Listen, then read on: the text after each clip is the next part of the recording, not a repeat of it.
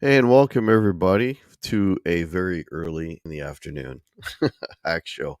So for today, I've gathered a few folks, and we are going to be discussing our top 10 favorite rock guitar players. So we're going to stick within the rock genre. We're not going to get into metal or blues or jazz or fusion or any of that. We're going to try to stick within uh, the rock genre. So any of these guys are considered rock. So to help me do that, I've got a few guests that I've invited. I have Jim Bakchi here, and also Denskill Music. How you guys doing? I'm good. Good, thanks. Okay, you're not shaking anymore. You got rid of that glitchiness. He took his meds. Took his meds. He's off the shakes. Way too much coffee, guys. Way too much coffee. Yeah. I should mention too, Pete Pardo had a last minute thing come up. He may be popping in, but I don't know. If he does, that'd be great. But we're gonna do the show anyway, and if he pops in later, then we'll squeeze him in here. So far we got Laz, we got Charlie S, and we got Zach. Welcome, guys. There's 7 people watching. So I don't know about you guys. This was a tough list for me to put together. And part of it was when I opened the show, I was saying we want to stick within the rock genre. Some guys that you really, really like are like, man, are they rock or are they metal? Are they rock or are they blues? You know, there was a little bit of that. So I don't know. How was it for you guys putting these names together? Well, I didn't know it was. I didn't quite understand that it was supposed to be just rock and not metal. But I don't think I have any real metal guys on the list. Oh, okay. I think they're all rock. Because most of my favorite guitar players are from the 70s. So, you and me both, Jim. Yeah. So it was tough. It was actually tough to come up with 10 because for me, I have a tendency to focus in on about really for me 3, 4, 5 guys that like really inform the way I play. Right. So it's like, oh God, I got to come up with 10. I could really come up with 5 is a lot easier, but of course, to expand it, there's so many amazing players, but the guys that really influenced me and that I really still love listening to, it was hard to get to 10 because I have a tendency to, not to focus in on a couple of guys, but, there are like a lot of guys I probably left off that I'm like, why didn't I? Yeah, they'll think of you'll think of them later. I should mention everyone on this panel, we're all guitar players, some hacks and better people, other guys like that. We're all hacks. We're all hacks. I'm a hack and I'm okay. On my t-shirt, that's what it says on the back. I'm a hack and I'm okay. Dennis, what about yourself? How was it putting this together? I kind of went echoing a little bit of what you guys were saying, filtering out like, guys that are kind of on the edge. Like, Al Di Meola is one of my favorite guys. He plays with the spirit of a rock guy, but he's not a rock. He's like a jazz guy, right? So out he went, for example. So I started looking at my list and I'm like, top 10. Well, it's going to be top 10 of my favorites. And how am I going to filter this? Well, I decided to myself that if aliens invaded the earth or the devil takes over the earth or something like that, who am I going to send up against them? Right? Like I got build my, like Crossroads, like build my list up against, the evil empire that is against humanity, and only a guitar player can save us.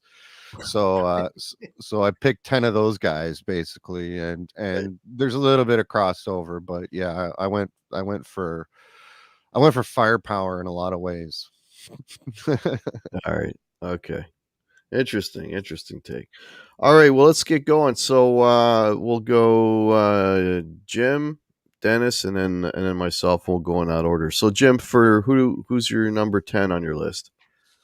I picked as my number 10, and he probably should be higher up on the list, but oddly enough, as much as I didn't listen to them quite as religiously as some of my other bands, but like lately I've been listening to them a lot, like, and and especially just recently really getting into their music and all their records is I went with Buck Dharma from Blue Oyster Cult.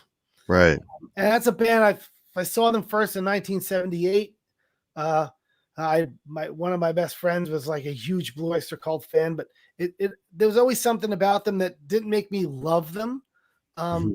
Probably because it wasn't overt. They weren't overtly heavy all the time. Yeah. And they had a weird, like Eric Bloom's voice takes a little bit getting used to. I like a little more animated vocalist. So as far as vocal style goes, but I always knew Buck was good. You know, I had, like I said, I saw them on that Spectres tour, and I bought, Agents of Fortune and Spectres, but those are the only records I really had as a younger guy. And of course, you hear the songs on the radio, Burning for You and all that. But lately I've been listening to a lot of Blue Oyster Cult and just going back and saying, what was I not getting back then? And now I kind of, because I have a different, little bit different taste in music these days, heaviness isn't, what it's all about. So they're such a weird and cool band. And yeah, Buck is such a great guitar player. I mean, like the solo on Don't Fear the Reaper. I mean, I know it's their most popular song, but just like that whole section is just incredible, and what he does in it. And, songs like, I Love ETI. He just has a great style. He's just this kind of great pentatonic, rock style. He's kind of shreds, but not really. He's got great phrasing, and just he'll add little things in between the lines of the verses and stuff like that. So yeah, I went with Buck, and chances are he'll be higher up on my list, a couple months from now. Yeah. Go back and listen to more BOC, but yeah, I went with Buck Dharma for my number 10. Cool. Dennis, who's your number 10? Oh, that was a great pick, Jim. I got a feeling that's going to happen to me a lot. You guys will mention names and I'll be like, yeah, there'll be a lot of that. Yeah. So my list has some shred guys in it. Not as many as you might think, but my first guy is a shredder, and it's Paul Gilbert. Back in the late 80s or mid to late 80s and 90s, when I was much younger, I remember renting one of those, I think it was an REH video or one of those like Hot Licks type videos that you would get. And I took it home, and I saw this guy playing these astonishing licks, but he was using a lot of pentatonics and a lot of stuff that I could, he took the time to slow it down, and I, sort of expanded my range a little bit with some of his playing. So I would watch that with the next door neighbor's kid for hours, because we were big shred heads back then, and we just wear the crap out of that tape, rewinding, and like just learning those licks step by step, and and then there's been obviously I shouldn't say obviously, but there's a bit of a shred revival, like a lot of these guys like Jason Becker and guys that were pop, Sean Lane, some guys that are sick or not with us unfortunately anymore. But a lot of that kind of era of guitar players coming back a bit, and Paul Gilbert's just kind of stayed consistently through it, doing that whole thing. And I see recent videos of him or newer ones where he's playing crazy slide guitar too. So he's not just a shred guy. He's just plays with that rock fire and that feel. I'm not listening to Racer X all the time or Mr. Big or any of that stuff. Yeah. But his stuff is great. His solo stuff is fantastic. He's got really clever pop tunes and rock tunes kind of going for him as well. And he sings too. So yeah, he's kind of a versatile guy. So he's my number 10. He's a never that guy's he never stops evolving. That guy, he's always working at it. You know, that's Yeah. the cool thing about Yeah. Paul Gilbert. Absolutely. Yeah, he just gets better. Yeah. Yeah, So oh, sorry. sorry. No, go ahead, I Jim. was gonna say about Paul Gilbert, he's kind of like started out as a shredder, but kind of took all his shred ability and then went back and kind of to all the classic guys, and he Yes. picked up on all the classic guy stuff. And because usually shredders, that's all they do is just shred. But he went back and learned the Page style and the George Harrison style, and Yeah. so he's got this huge vocabulary of different styles that he plays, and that's what makes him so great. So Yeah. He's just a lover of music, right? yeah, Yeah. Yeah, his energy is very compelling, Yeah. like in his playing, and his covers are great and stuff. So yeah, that's my number 10. So, Jim just actually mentioned my number 10. So this is a little bit different. This guy just gets overlooked all the time by many people. And reason why he gets overlooked is because he had two other guys in the band that were like legends. I've got to be, of course, I'm talking about George Harrison from the Beatles. I mean, what can you say about George? I mean, he was the like the guitar players back in the day. It wasn't about speed because that didn't even exist really. It was about trying to muscle your way through a solo on a country gentleman where the strings were not meant to be bent, you know, right? And then later on, when the guitars got better and you were able to bend in, the Gibsons and the Tullys and all that kind of came about, and you started playing those. I mean, George has always laid down some really nice guitar. His solo. I mean, right off the bat, the solo on something. Is it something in the way she goes? That's the name of the yeah, song, right? Yep. yep, Yeah, is insanely good. I mean, and the stuff that he's laying down, Let It Be, that guitar solo on that is just great. I mean, he's just a very he's noted for with the Beatles in the early days where like he'll just add a little part to a song that just makes the song. yeah, He's just a very musical. He's one of those in the pocket guys that plays to the song. He's got a really great melodic sense. And then later on, he turned into a really, really good slide guitar player as well. So, I think, yeah, man, he's a guitar hero for me. Even though, like, again, he's not, usually thought in that regard. And, of course, the Beatle time definitely overshadowed, but, definitely a talented player. And a lot of those Beatles songs without those solos, they just would not sound very good. So there you go. George Harrison is my number 10. yeah. That's a good one, and he's on my list, but he's higher up.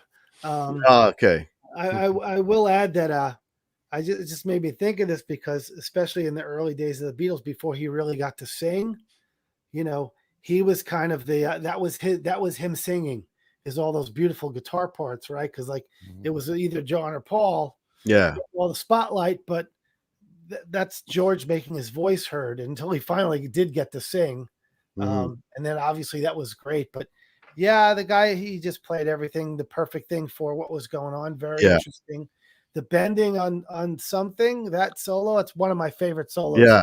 Amazing control, Beautiful. tasty. Yeah. Yeah. He's oh, I forgot what I was gonna say. Anyways, but everybody on my list, I'm telling you, right? Everybody on my list, they're all song guys. Yeah, They're all me too. song guys. Every single one of them. Yeah. Anyways, all right, Jim. What do you got for number 9? Okay, my number 9, and probably, a long time ago would have been higher up on my list, but realizing that he peaked around 1977 and I know everything this.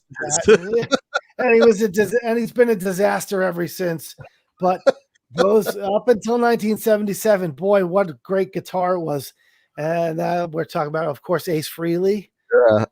The guy is such a train wreck, and every time he opens his mouth these days, it's like, stop it.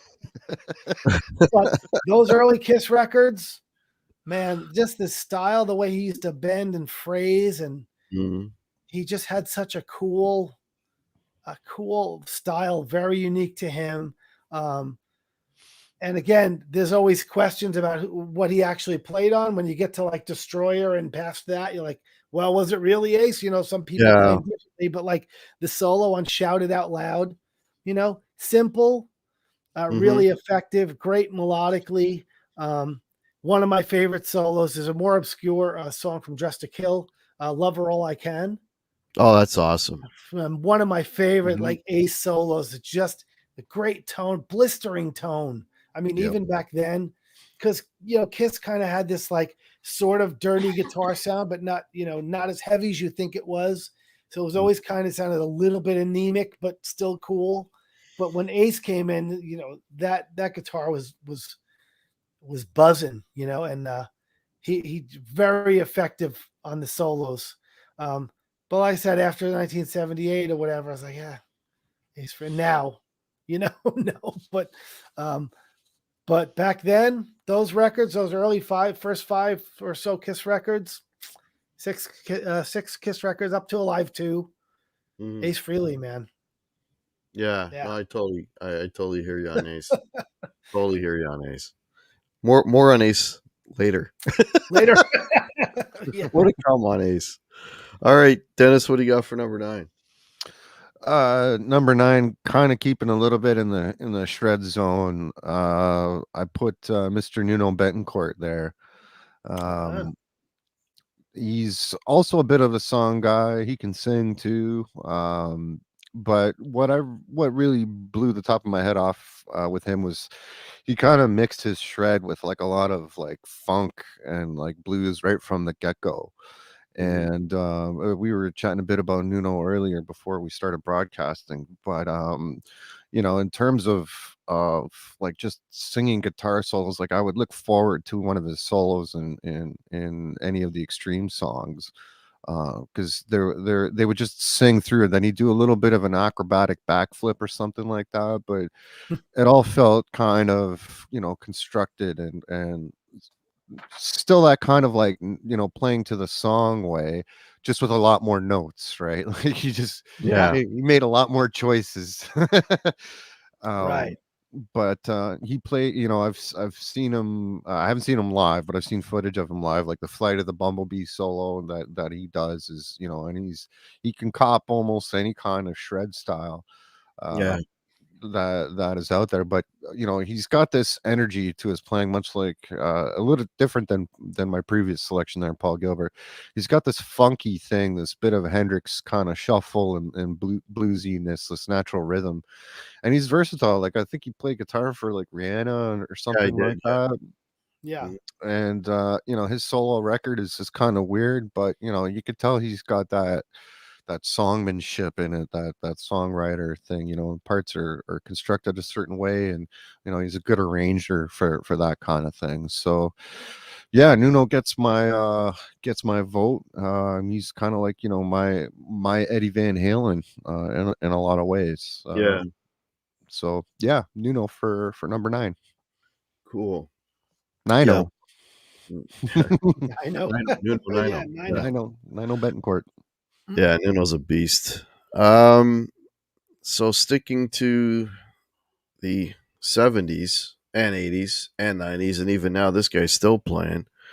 And he's just, to watch him play, especially back in his early days, I don't know how he was able to even play a note, because his whole body was in motion. Just banging his head and he's stomping his feet. Of course, I'm talking about Angus Young from AC/DC. I always dug Angus. I mean, he's basically a blues player. That's what he's doing, right? But the way, the way he goes from the way he blends the minor and the major pentatonic, and just his phrasing, and he does a lot with that vocabulary. And he's one of those guys that just, again, his solos are just, they just work beautifully within those songs. I mean, look, any solo on the Back in Black record, for example, I mean, those are great leads. He's got really great vibrato, bending technique and all that. I actually, I remember him saying in an interview that when he bends a note, because he's so like small and the guitar looks massive on him, he's got to throw all his weight into the guitar to bend the note, right? But you see that guy work on like I was just watching something actually yesterday. It was an old show on the BBC, and with Bon Scott was still in the band, and it was before they'd released the Highway to Hell record. And you just see this guy running around the stage, playing his ass off, shaking his head, dropping on the floor, spinning. But the whole time he's doing that, the guitar, he's still able to execute those solos. It's like, oh my god, like he's good. The focus is amazing, but yeah, I love his riffs. I love his leads. And his solos are memorable, and they're a very important part of any. In other words, you take Angus's lead out of an AC/DC song, and as good as they are, they still fall a little flat. So Angus Young for me is my number 9. Right on. Yeah, he's got a very frenetic, like his style is just so like electric when he plays a solo. Yeah, Between that vibrato and just the tone he gets out of the SG and just the way he attack, he really lays into it. He's not playing nice. He's no, there's very aggressive, and there's a little bit of sloppiness in there, but it works. right in a cool way. But in a I cool, would like, say there's a lot of Chuck Berry in what he does. oh shit, yeah, Yeah, Oh yeah. it's he kind of took Chuck Berry into the '70s and put it yeah, through a Marshall. So yeah. No, yeah. yeah, Angus is cool. So okay, I guess I'm up right in my number 8. yeah. Number Uh, 8. Probably higher on most people's lists, but obviously the impact this guy had on the guitar world is undisputed, and that's Edward Van Halen. Mhm. Didn't have I didn't probably because the voodoo he did with guitar I could never figure out. Yeah, So I just said, well, I'm just not going to do that. But obviously how amazing he is and everything he did, and especially those first couple Van Halen albums are just, I, I, he should be higher up on the list, but for me personally, I have other guys I like better. yeah, Um, but yeah, Eddie Van Halen, man. I mean, what else could you say? yeah. What can you? Eddie Van Halen, So that's Yeah, my number 8. yeah. There's 2 periods in guitar playing. There's before Eddie and there's after Eddie. After, yeah, Yeah. yeah. All right. You're up next, Dennis. What's your number 8? So my number 8 is, provided the devil doesn't send this guy against us, the guy I would send towards the devil would be Tony Iommi. Tony. Okay. So yeah, guy from Black Sabbath, everybody knows. Yeah. Song riff monster. I I mean, rock, heavy metal is debatable. Like even if it's debatable, the guy invented heavy metal, right? Right. Yeah. Arguably, right? And I have had the opportunity to see him live with Hack. Mhm. We saw Sabbath, and yeah, I mean, you can tell he's one of those guys. You just hear a couple notes or one note, and you know it's him. His he's got no middle, missing a couple fingers, and he still has this feel and this like smoldering energy in his playing. And even up till the stuff with Dio, like I've always loved his playing, even when he tried to get a little bit shreddier and stuff like that. But you just know Tony Iommi's riffs and solos hit harder than a million-pound gorilla. So yeah, he's up there for me. Yeah. Tony Iommi is like, so I because I kept this to rock. That's the only reason why he's not in my top 3. Yeah. Yeah. That's the only reason, because he would be in my top 3, because I absolutely I love this guy. I mean, I love his riffs. I love his vibe, the way his solos, like everything. I mean, but yeah, I kept him off my list only because I he was a little more metal leaning. So, but he would have been in here. He would have been top 3. But my number 8, and Jim's already talked about this individual. So Jim, you said he was cool up until 1977. I'll go as far as the Unmasked album, so I'll go to 1980. So I'm giving him another 3 years of grace. Okay, but yeah, talking about Ace Frehley, man. I mean, I can't have a top 10 rock guitar player list and not include Ace Frehley. First band I got into when I was 10 years old was Kiss. They turned me on to music. They turned me on to heavy guitar. Ace specifically is my Les Paul obsession. Um, yeah, Ace. It's funny. A lot of the Kiss records, a lot of them, the production is never really good.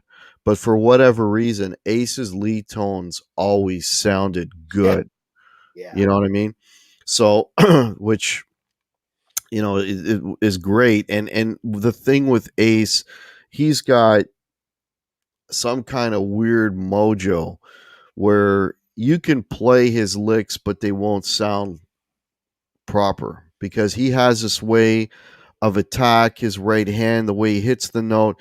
He's got this crazy vibrato. He's this phrasing. He's just got this whole vibe. Like when he's shaking a note, it's otherworldly, man. It's like, how the hell do you get that sound? And yeah, it's just Ace is synonymous with the Les Paul. Those two things through a Marshall, it's just magic. It's magic, And the other part of Ace that's through that period for me is his solos, his compositions are literally songs within songs. They're little mini songs within the bigger song. They totally take the song, they elevate it, they make the songs better. They're the highlights. Whenever I'm listening to a Kiss song, I'm just waiting forward to that solo because I know it's going to blow my mind. Yeah. And and my favorite solos, and I did my 10 favorite Ace solos. Up there at the top has got to be Strange Ways for me. Oh, that's a good one. Yeah. Yeah, that's got to be my top. That one, and I love the Shock Me solo. Yeah, and I like all of Ace's stuff. I'll go right up until 1980, the Unmasked record, and then after that, what Ace, all he does now is he just plays the licks that he used to play in the 70s.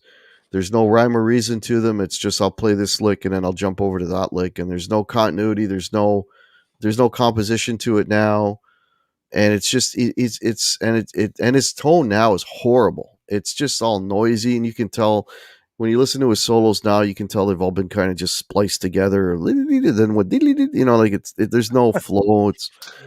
It's terrible. But back in the day, man, Ace was the man. Ace was the man. We're on the same page there, man. Yeah, he was, man. He had his time, and he just kind of fizzled, and he just kind of regurgitates his old thing now. Yeah, like it's so much ingrained in me. Like when I'm playing a Les Paul, I'm in my head, I'm trying to get that same Ace thing, that vibrato thing, but you can't do it. He's got feel. But it's that whole sort of I mean, there's I don't know. Ace would have made my list, but he got lost along the way. Yeah, he couldn't. Yeah, he crashed his DeLorean. He's looking at the list. Yeah. All right, that was my number 8. Who's your number 7, Jim? My number 7, it would be Jimmy Page. Wow. And for as a soloist, when he just does the blues thing, I'm not as crazy about him. As Led Zeppelin went on and they went a little more art rock, after Led Zeppelin 4, especially Physical Graffiti and Houses of the Holy. Those are my Zepp records.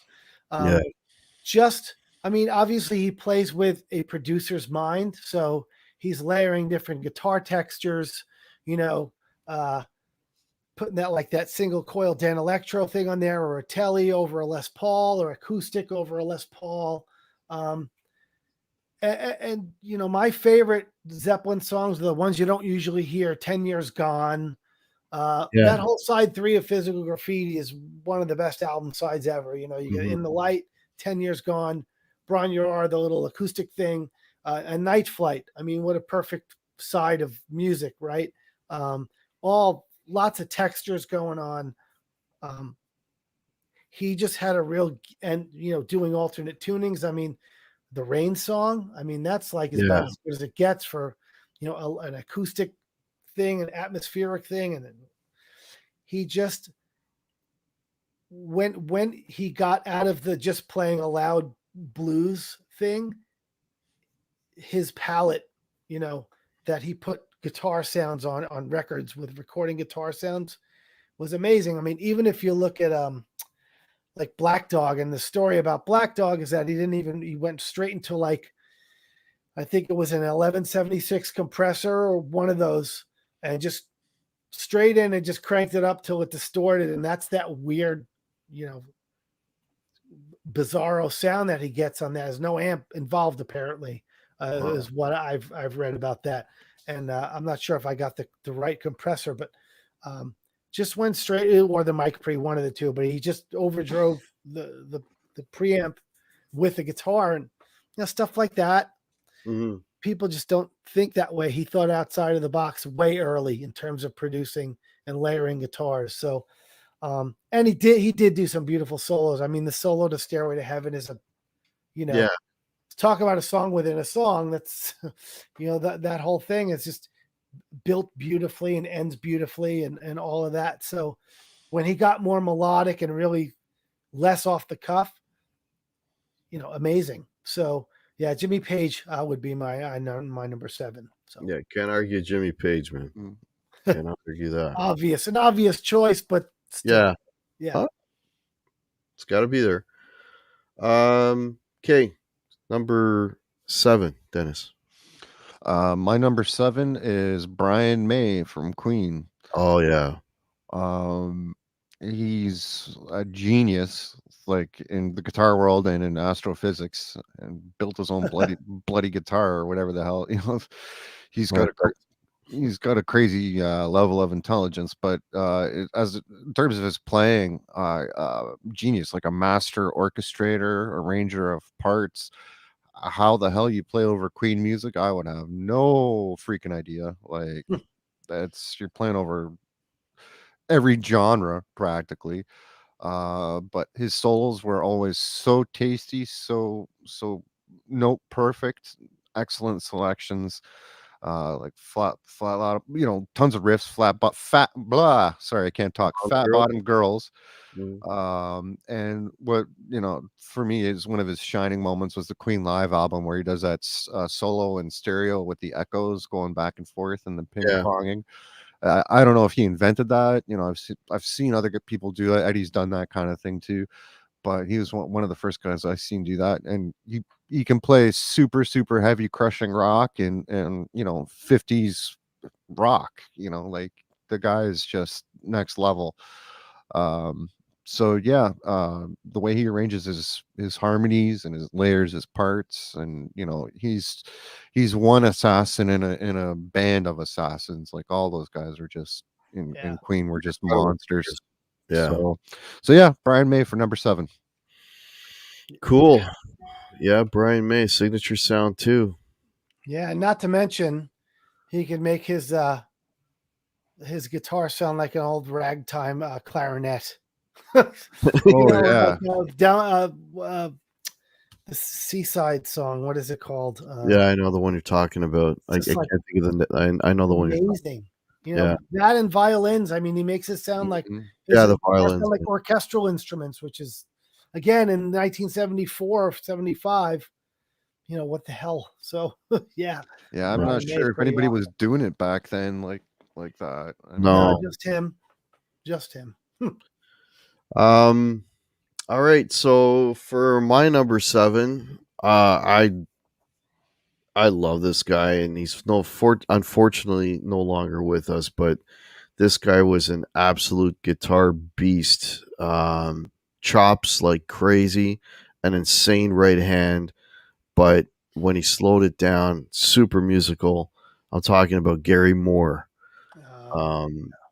my introduction to Gary Moore, was Gary Moore in the 80s. He was putting out records, Eric Singer from Kiss played drums with him at one point. But I never really got into Gary Moore at that time.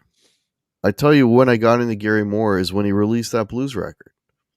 Still got the blues.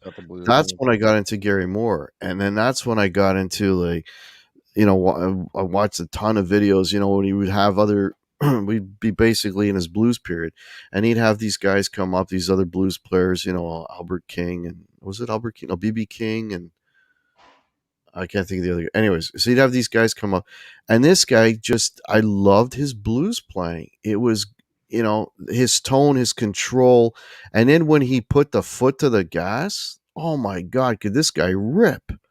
One of the coolest things I've ever seen, and it's on YouTube, is there was some Fender celebration show or whatever, and they had all these artists come on. It was like a big deal, and Gary Moore comes on and with like a red Strat, and he does Red House. If that does not crush you, I don't know what little hairs on the back of your neck standing. Yeah. Like the guy was he had so much fire. That right hand was just, when he went for it, he went for it. I mean, if you look at the wear on Greenie, it's right below, like right where the strings are, because that's him playing that. But just the guy had so much fire and intensity, but at the same time, he had a really great ear and great melodic sense. And he was a whole package. So he had the shreddability, but he was super musical at the same time, and just an absolute great guitar player. Oh, wait a minute. Pete's with us. Oh, cool. Hey. Better late than never, right? Not that late, actually. You're halfway, not even halfway through. So yeah, we're only at number 7.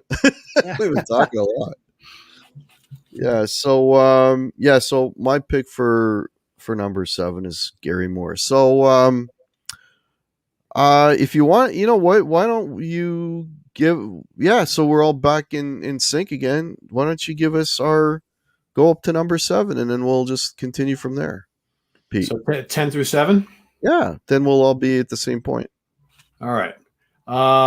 So let me just start off by saying this was extremely hard. Because, and you guys have probably already covered this, but there's favorite guitar players, but some of the guys who I love, some people might call them metal players, right? And maybe they're more hard rock players, but there's certain guys which I kind of thought I should leave off this list because they're kind of questionable. I'm going to throw them out there right now, so they're not going to be part of my list, but I want everybody to know that I love these guys, and they are at the upper echelon of my favorite guitar players. Richie Blackmore. To me, he's a hard rock guitar player, but some people still call him an early metal guy. I'm not going to include him. Tony Iommi from Black Sabbath. Yeah, we just mentioned him too. Right? Okay. Michael Shanker. Borderline. Yeah. Uli John Roth. Borderline. So I'm not going to include those guys. I love those guys. So just want everybody to know. So, and I don't know where to start here. So I guess I'm going to go oh boy. I'm also not going to include Alex Lifeson in this list. And I love him. All right. So let's try number 10, Warren Haynes from Government Mule and the Allman Brothers Band, and Warren Haynes solo. I love him to death. So versatile. Can do anything. He loves all the classic guys. He's paid tribute to them over the years. He's probably one of the busiest and most consistent guys on the planet. Next to my next guy at number 9, which is Joe Bonamassa. Wow, Joe. Yeah, Joe. Yeah. Love Joe's tone. He's a great technician. I dig his vocals. I dig his music. He's another guy who really loves the classic players, loves vintage gear. He's just a complete guitar geek. I love that about him. I think some people don't him because he's just so prolific and so busy and he's out there all the time. But man, he's been working his ass off since he was a teenager.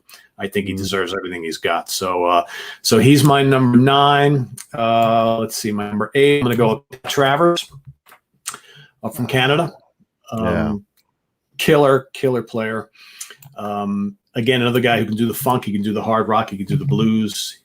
He can do jazz if he wants to. Just an amazing, amazing player. So that's my number 8. Did I say? Yeah, number 8. Yeah. And oh boy. All right. So my number 7, I'm gonna go with Jeff Beck. And I mean, what more needs to be said about this guy? Yeah. A true innovator, revolutionary player, who's so unique sounding. I mean, has there anybody who sounds like Jeff Beck? No. You know, he's definitely has a sound of his own. He's able to do things on the Stratocaster that, like, you know, most guys would do with all a million effects pedals and all sorts of other things. And he's just so amazing. And he's 70-something years old, and he's still as great as he was back when he was in his 20s. So that's my number 7. So Okay, cool. Nice choices. Cool. So we're all caught up. So next is, so we're going Jim, Dennis, and then we'll go you, Pete. So we're at number 6 now. So what do you have for number 6? Okay, my number 6 is another guy who we lost too early, but he did leave a decent body of work, about 10 albums, and that's Terry Kath from Chicago. Oh, yeah. Yeah. You know, my list of top 5 guitar solos, 25 or 6 to 4 is definitely in that top 5 list. But beyond that, so many great question 67, 68, like, talk about a band with so much talent, and how do you, everyone got to shine in that band. But man, that guy, like when Jimi Hendrix said, "Hey, your guitar player is better than me," I would tend to agree. I mean, on a technical ability, the guy was unmatched back in that time. And man, could that guy tear it up? And you know, never mind his voice and everything else. Just those early Chicago records, that when they were really stretching out, Terry Kath was just incredible. And it's funny because I watched, one of the early live performances, and they did 25 or 6 to 4, and the solo's like almost completely different. So you realize, like, when they rolled tape, he was just going off the cuff, and like that solo off the cuff like that, like that's something you plan out. But that solo is just him just being Terry Kath in the moment. So when you could just go like that and just run it down, because I don't think they did much overdubbing on that early Chicago record. I saw some of the documentary, and they had very little time, and they were green in the studio. And man, that and question 67, 68, Liberation, that's on side 4. One of those, I'm a Man. I mean, just the guitar on that record is off the charts when he solos. So Terry Kath is my number 6. So for my benefit, Jim, and maybe everybody when they go as well, just fill me in on who your first 3 choices were, just so I kind of know what everybody picks. Okay. Oh, for my first 3 choices. Oh, so number 10 and up. So 10 was Buck Dharma. 9 was Ace Frehley, but only until 1977. Caveat. And then my 8 was Eddie Van Halen, and my number 7 was Jimmy Page. Cool. Okay. Awesome. All right, Dennis, go ahead. All right, just to recap for Pete. So my number 10 was Paul Gilbert. My number 9 was Nuno Bettencourt. Number 8, we allowed Tony Iommi in. And number 7 was Brian May for me. Oh, yeah, good choice. And my number 6 here is Mick Ronson. Oh, yeah. Mick Ronson, yeah. So I went for Mick, multi-talented guy, producer, guitar player extraordinaire. I mean, shared the stage with Bowie, for Pete's sake. Like that's a mighty tall order right there. And seeing some of the old footage from the 70s with Bowie, it's so inspiring to see that guy play. His songwriting chops, his guitar orchestration ability, his arranging ability, again, another just powerful song guy. And his soul stuff is really cool. He got a little bit abstract out there, and kind of opened the door for a lot of other new school guitar players, like guys like Nels Cline and trying to think of the guy Johnny Marr, like other guitar players really follow the path that Mick laid out for him. So Mick for number 6 for me. Right Yeah, it's a good pick. Yeah. That's a really good pick. Cool tone too. Yeah. Cool, super cool tone. Yeah. And that guitar that he had was originally the one that he's known for. It was originally a black, and he sanded the paint off it. So iconic. Yeah. Yeah. Icon. Yeah. It was a black Les Paul originally. Yeah. And he was a showman. I mean, he had stage presence. That's why I think that him and Bowie were such a perfect pair together. And it's just a shame that they didn't make that last a little longer. Yeah. Yeah. Yeah. All right, Pete, number 6. Who you got? Steve Morse. Oh, yeah. Monster. I mean, is there a guy who can kind of do it all more than him? I mean, he is, he's a Guitar Player Magazine Hall of Fame guy for a reason. I mean, you listen to the stuff that he did with the Dixie Dregs, which, was a little bit of blues, a little bit of jazz, a little bit of classical, a little bit of bluegrass, lots of rock. And, he played with Kansas. The Steve Morse band did some serious shredding with that band, as well as just some really just gorgeous, instrumentals. And he's been with Deep Purple now for, 25 years or whatever, just making it all happen, recreating Blackmore's parts, but adding in his own personality. I mean, the guy can do it all. He's such a humble dude. I mean, I've had the pleasure of speaking with him, and he's just a great human being and just loves music. And, I mean, technique-wise, and he's another guy, really, really unique sounding. I mean, nobody plays that. Just the constant, the double picking like he does, and the alternate picking. It's just his technique is just unbelievable, and the sounds he's able to get on, originally playing that parts caster for so many years, and now with the Ernie Ball guitars that he's been using for quite a bit. Yeah, just a tremendous player, and the skies have opened up here in New York like you would not believe. I hear The it. rain we are getting now is out of control. I can hear it. Holy smokes. It's been all morning.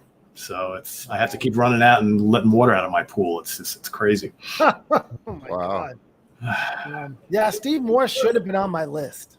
I Yeah. don't know why he wasn't, because There's so many great guys. It's he the can ones that, literally do everything. yeah. And yeah. I saw him back in like 1980 or 81 with the Dixie Dregs. And then a couple years later he did a solo show. It was him and Alan Holdsworth.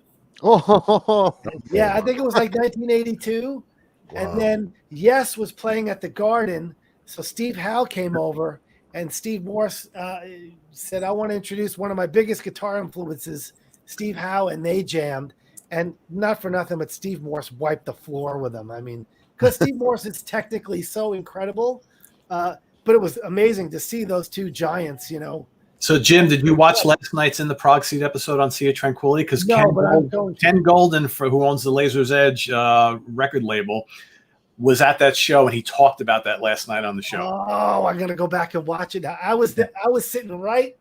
If the stage, I was like stage would be stage right. I was on the side of the stage, looking at the side of them, because it was a really neat small place. I'd seen the Dixie Dregs there, but my brother said, "Let's go see Steve Morse and Alan Holdsworth." And oh my God, I got to admit, I don't know, I may have smoked a little weed, but I fell asleep during Alan Holdsworth for a little while. I might have been tired, but I mean, I was amazed still. But when he brought up Howe, that was great. Yeah, I'm gonna watch it. I want to see what he said about that, because it was a long time ago. I just remember being there and being like, "Oh my God, Steve Morse is just." When I saw him with the Dregs too, that whole band was just, they all played on that Dregs level. were It was so crazy. so scary And good. I'd seen him one time after that, but I think it was like 81. I just graduated high school. My brothers took me to see the Dixie Dregs at my father's place. Yeah, Steve Morse, because he could do everything. He's just incredible. So yeah, good choice. Good choice. And that signature Ernie Ball guitar he's got is pretty damn good too. That thing is a Swiss Army knife, man. You get a lot of sounds out of that thing. Yeah. Okay, so just to bring you up to speed with my earlier picks, Pete. So I had George Harrison for number 10. I had Angus Young for 9. I had Ace Frehley for 8. Gary Moore was my number 7. Cool. So my number 6, got to have some Canadian content, right? This guy is super tasty. He's written a ton of top 10 songs. He's had top 10s in 2 different bands. So I'm talking about Randy Bachman. This Oh, guy is just talk about I don't know, underrated or more so overlooked. You know what I mean, yeah. he is such a consummate player. I mean, the guy obviously is a great rock player, blues and all that, but he's got some awesome, tasty jazz chops. And what I love about, and you hear that, I mean, Undone, that's a jazz tune, right? Um, you hear that when later on with Bachman Turner Overdrive, where they would be playing like this, heavy dinosaur rock riff, and then the tag out would be like a little jazz thing that would just flow beautifully, and his control and his tastiness and his playing, like he grew up learning from Lenny Bro. He was a neighbor, and he would cut school or after school or whatever it was, and he'd go there like every day with a guitar, and Lenny Bro would teach him how to, teach him jazz stuff. So he's just a super talented songwriter, great musician, um, versatile as all hell. And there's a couple of, I mean, the song I was just talking about with the dinosaur riff and the jazz tag out is "Rock Is My Life, This Is My Song." That is insanely good, right? And straight ahead rock playing. Listen to the solo on "Roll On Down the Highway." I mean, it builds crescendos. It's like a composition. He's another one of these guys, as great as he is, and all my guys have this in common. They're all song guys. They're either they write great songs or their solos are super compositional and perfectly geared for the song. And I don't know, Randy Bachman, I mean, the guy's been doing it for, I don't know, 60 years or something. Just nobody talks about Randy Bachman. Still going. I got a question though. The solo on "Roll On Down the Highway," is it him or Blair Thornton? Okay, so I thought the same thing, but Right? I was watching a live thing, and I thought it was them trading. That's what I thought. Okay, Yeah. I was watching a live thing, and I couldn't. It was Randy played the whole thing. Wow. Did not know that So because I thought Blair was the lead guitar player and he was the singer songwriter of BTO, but I guess I was wrong about that. Yeah. well, there's okay, but what's the other song? You ain't seen nothing yet. Yeah. That's Blair playing all the parts, all the lead Okay. parts, and Okay. Randy's singing. But when Randy's not singing or any if you hear any jazzy stuff, that's Randy 100%. Okay. But this song, this is "Roll On Down the Highway." It's not him singing. It's C.F. Turner, right? It's Yeah. Fred Yeah. Turner singing. So Randy played the solo through the whole thing. Yeah, I because I thought like yourself they were trading, but no, Yeah. it's all Randy. At least on that video. So Yeah. All I know is whoever wrote the riff to "Not Fragile" should be knighted. It's such a great riff, and that the whole two guitar solo going on at one time thing in the middle of that song, yeah, super cool. Yeah, I'm a big BTO fan. So that whole well, Not Fragile is a masterpiece. yeah. Oh, yeah. I mean that's like Back in Black for me, or Physical Graffiti for me. It's just there's not one bad song on it. It's just or Toys in the Attic. It's a perfect record. It's one of the unsung heavy records of the 70s that doesn't get enough credit. Yes. Yeah, It's so amazing because in 1974 they were like one of the biggest bands yeah. going. I mean, there is a tour film of that, a documentary from I've like seen it. 74. You've seen it? Yeah, It's pretty damn cool. They interview them and all that. I mean, that's pretty. yeah. They're going Pretty through interesting Europe and that. to see. Yeah, Yeah. it's like they were. I mean, like Randy Bachman, like when he was with the Guess Who, that was like the first big, Canadian band to break. Yeah. And then like within a few years later, with BTO, he's doing the same thing because they were BTO was the biggest Canadian band until Rush Yeah. and Triumph and all that. They were the first guys, right, that were international. Anyways. That's so Randy Bachman's my number 6. Good So what do you choice. got for number 5, Jim? My number 5, and again, now we're getting into the list of people that, when I was a kid and started playing guitar, really informed, my early playing and really were a big influence. So my number 5 is Peter Frampton. Mm. What can you say about Frampton Comes Alive? The guitar is so tasty on that record. Because he's a songwriter, and again, Hack, I'm with you on. I'm a song guy. I think I love when a guitar solo is a song within a song, and you could sing most of it. And Frampton, oddly enough, another guy that improvises like Terry Kath. Same thing. You know, you don't realize it till you go see the record. It's like, wow, he's not playing the solo to show me the way exactly the same as the, you know. Then you realize he didn't play it exactly the same on the studio. He kind of keeps a theme, but he changes it up. And you know those. And in recent years, unfortunately, he's not able to tour anymore, or is just about winding down. I've seen him many times over the years. And a friend of mine who I went to high school with and learned how to do sound on my first band was his sound man for 19 years. So anytime he came through town, he'd be like, "You want to see Peter?" I'm like, "Of course." He's like, "Okay, you can't come to LA. The list is too big. You got to go to San Diego." Okay, I'm driving. And, he did I guess it was the 35th anniversary of Frampton Comes Alive. I saw that show in Long Beach. And God, the guy's tone, I mean, unbelievable. He always has that Leslie going, the Leslie Climate going, and he did really cool stuff like his as an instrumental version of Black Hole Sun, really cool. And just again, he's kind of playing the songs the way he played them, but then he does something else. Great, and just in Humble Pie, it made Humble Pie interesting because he always had this kind of a little bit of a jazz melodic and kind of jazz thing, and it was different than Marriott, who's really more straight blues. Straight ahead blues, yeah. And that's what I like about him. He's got a real cool melodic quality.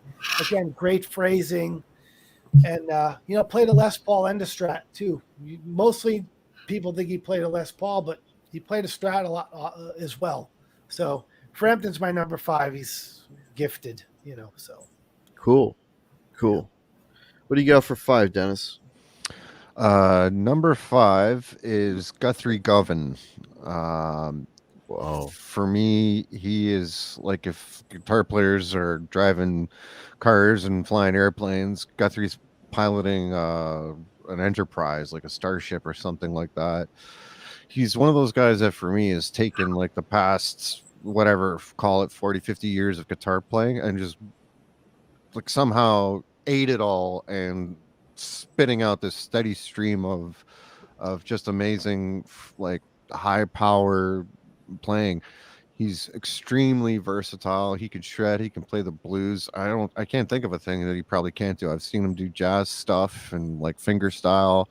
Have had the opportunity to see him live with Hack one time. Yeah, I saw him. And it is just mind blowing. He's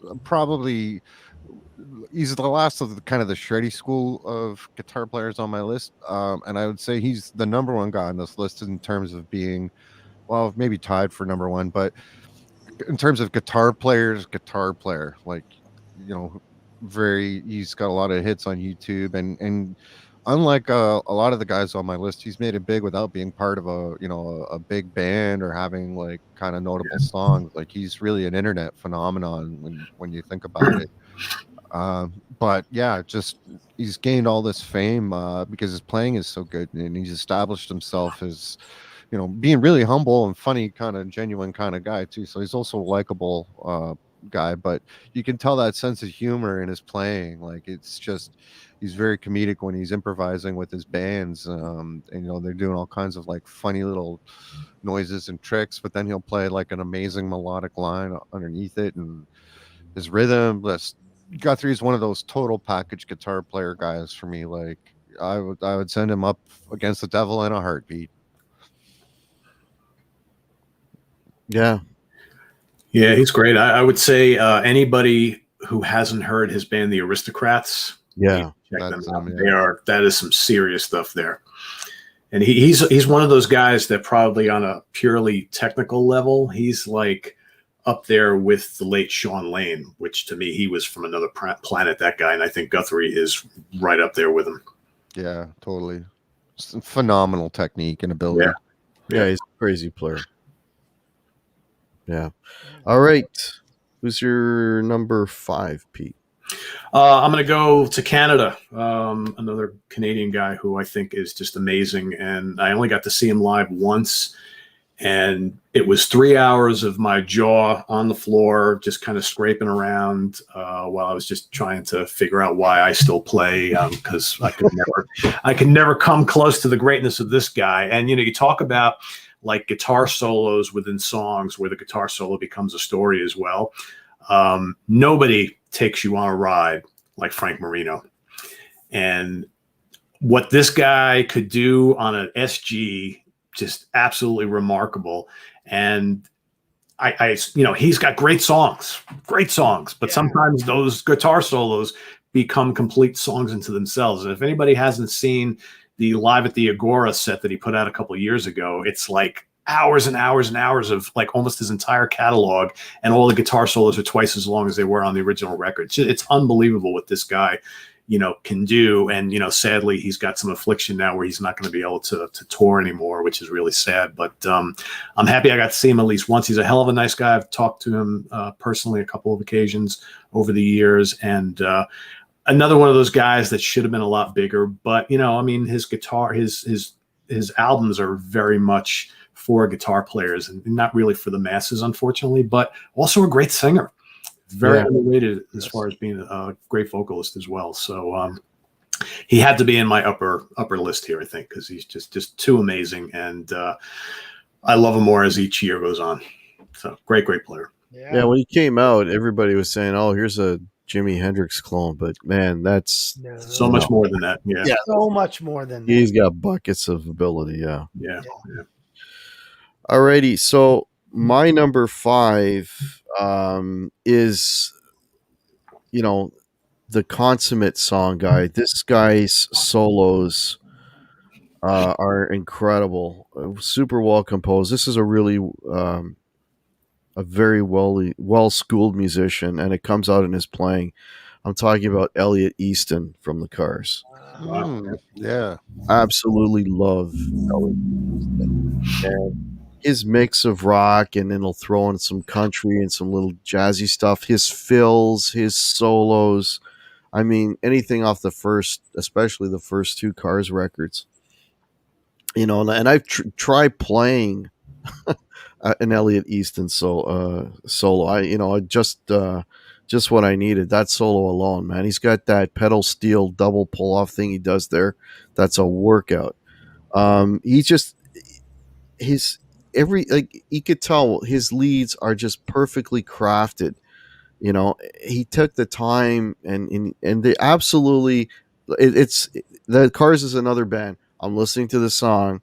I'm looking forward to the solo because that solo is going to put it into that higher gear, man.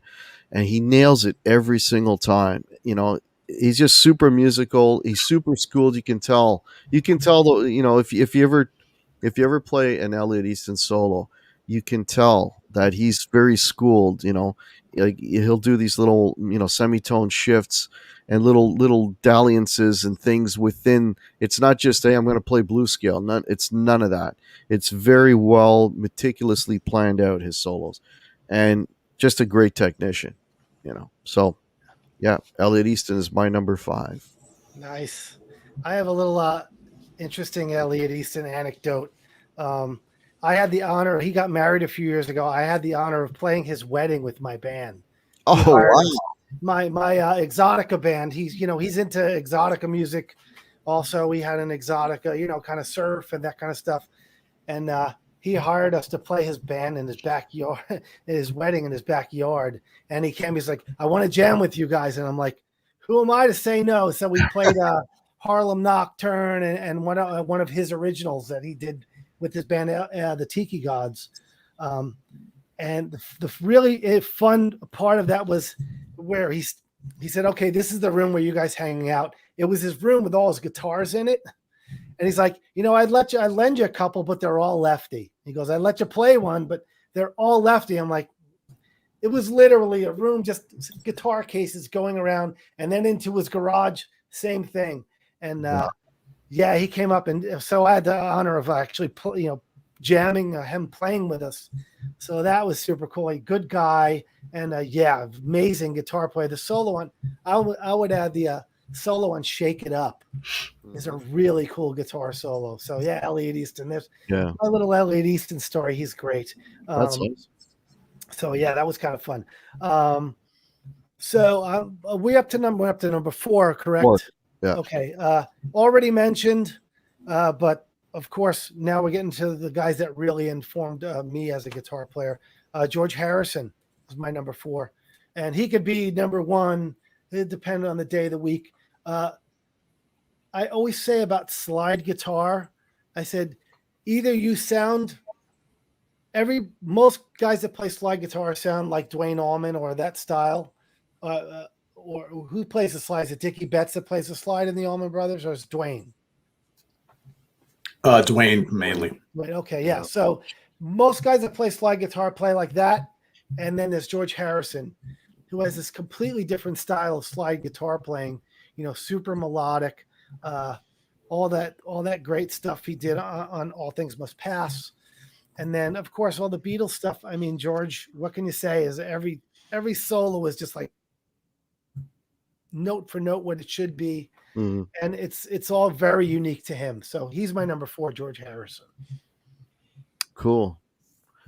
All right, Dennis, what do you got for number 4? My number 4 has also been mentioned, but another guitar player. It's Jeff Beck for me. He's really shaped my playing and shaped the world of guitar playing too. Just love his technique and style. Like what he does with the whammy bar is just alien. A very distinctive voice on the guitar, and he's been pretty consistent throughout his career. Like I really like his current playing just as much as he's playing with what's her name, that young female bass player. Ty Wilkenfield. Yeah. Tal Wickenfield, that's right. And I think he's got just an amazing band that he's playing with now. And still a showman, like still dresses up and does his bit on stage, and like that's still respectable. And I love his solo stuff. I love the Jeff Beck group stuff from the 70s. When he's got some singers with him. And yeah, Jeff, he's just up there. I definitely put him in my lineup against that final assault against the aliens. So yeah. There we go. All right, Pete, what do you got for 4? Jimi Hendrix. Yeah. Gotta have Jimmy somewhere here. I mean, we didn't have him around long enough, which is a real shame to think of like what he could have done had he lived. But, those guys from that era, so many of them they weren't destined to be here long, unfortunately. But what an impact he left. And, before there was Eddie Van Halen, there was Jimi Hendrix. And that's kind of that was the measuring stick for many, many years. And I just find, there are greater technicians out there for sure, but he played with so much emotion, and I love the raw energy he always brought to the table. And, a Strat with some fuzz, Univibe, and wah-wah. Yeah. It's not to love there, right? I mean, just the guy was so explosive and just did it his way. And I just love him. Yeah. Yeah. He should definitely should be on the list here. Yeah. I would love to have heard what Hendrix would have done in the 70s when the production got a little better. And I mean, he was experimenting with stuff on that last studio album before he died. And, as we've heard all these other songs that have come out since he's passed away on things he was working on, I mean, he was going in some pretty interesting directions. Yeah. And you got to wonder, would he have, started doing things? I mean, he was talking to Miles Davis. They wanted to do a project together.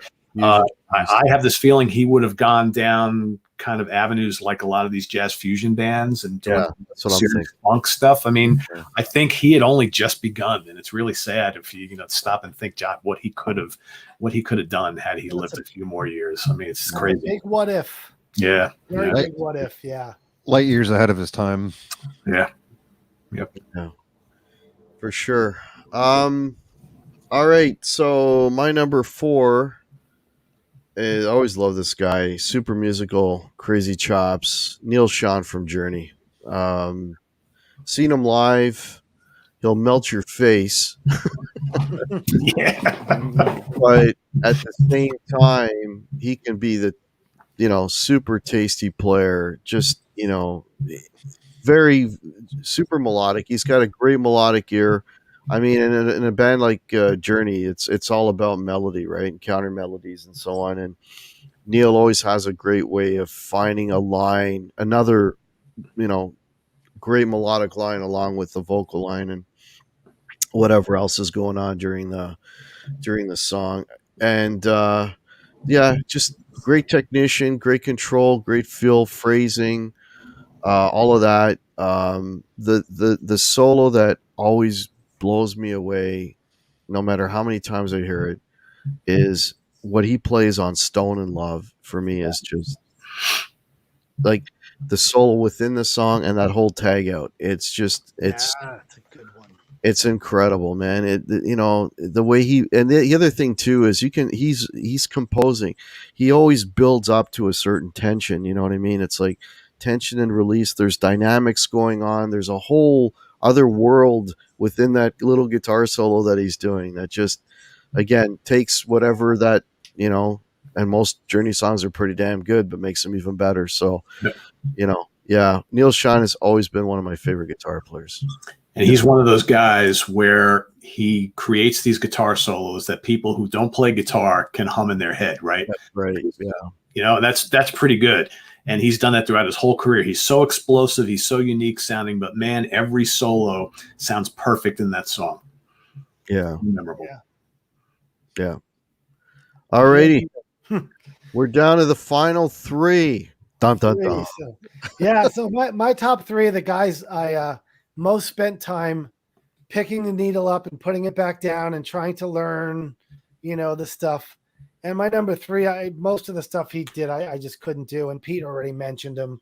And I don't know what's going on up in the water in Canada, but Frank fucking Marino. What can be said? The guy a lot of people don't know those early records, a couple of spots on those early records, he would do this. Like I'm thinking of a song like Dear Music.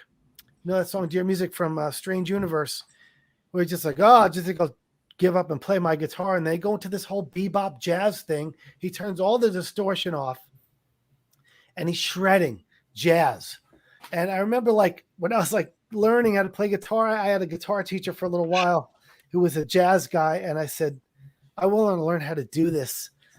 And he just kind of put the record, I started playing along to it. I was like, damn, jazz is something I still have real trouble wrapping my head around. And, you got to remember those records, Frank was 20 years old on Strange Universe, maybe 21. Yep. I mean, the incredible dexterity that he had. And again, like Pete said, the songwriting, the inventiveness, the way he would layer guitars, he ripped at blues, the psychedelic jazz, really heavy, all on an SG. I remember seeing interviews saying there's lots of stuff you could do with an SG. It's not just a one-trick pony. And if anyone exemplified that very idea, it would be Frank. And it is sad that he's not touring. I think the only times I got to see Frank were in the 70s. I saw him twice in 1979, I think. And not much. I don't think I saw him after that, but we're talking Tales of the Unexpected and that era. And amazing, just amazing guitar player, great singer, great writer, great producer. And yeah, highly, highly underrated and unrecognized, except by other guitar players. Geeks, yeah. Zach Wilde is the biggest example of a guy who sings the praises. But yeah, Frank's he's one of my top. So cool. All right, Dennis, number three. What do you got? Number three on my list is the Reverend Billy F Gibbons from ZZ Top. I picked him because I've never heard anybody choke the shit out of a note better than him. Like rear naked choke, we're talking just walking up and knocking it out of the park. The guy is just phenomenal with his no choice and delivery. His tone on those early ZZ Top records is just insane.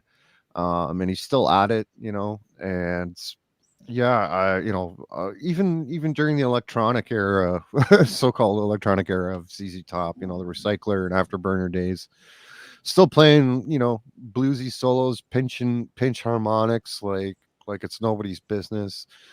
And he's just like a straight 1-2 puncher in my book. His solos just grab me, and I'm just like, that's perfect. He just played the perfect thing. Like, and it might be just a few notes. Like, he's just one of those guys that just punches way above his weight with what he's got, just in a 3-piece band, right? He kills it.